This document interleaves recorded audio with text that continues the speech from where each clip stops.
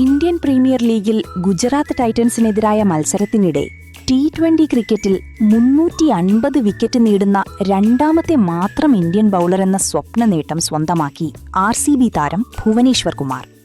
മത്സരത്തിൽ സായി സുദർശനെ പുറത്താക്കിയതോടെയാണ് T20 ക്രിക്കറ്റിൽ 350 wicket താരം തികച്ചത്.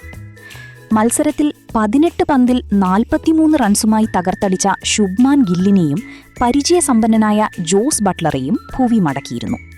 4 ഓവറിൽ 28 റൺസ് മാത്രം വിട്ടുകൊടുത്ത് 3 വിക്കറ്റുകളാണ് താരം സ്വന്തമാക്കിയത്.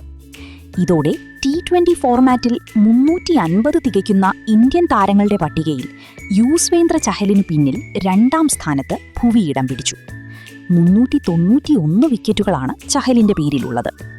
347 വിക്കറ്റുകളുമായി ജസ്പ്രീത് ബുംറ, 327 വിക്കറ്റുകളുമായി പീയൂഷ് ചാവള, 317 വിക്കറ്റുകളുമായി രവിചന്ദ്രൻ അശ്വിൻ എന്നിവരാണ് ഭുവിക്ക് പിന്നിലുള്ളത്.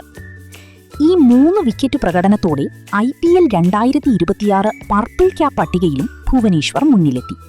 9 മത്സരങ്ങളിൽ നിന്ന് 17 വിക്കറ്റാണ് RCB പേസറിന്റെ സമ്പാദ്യം.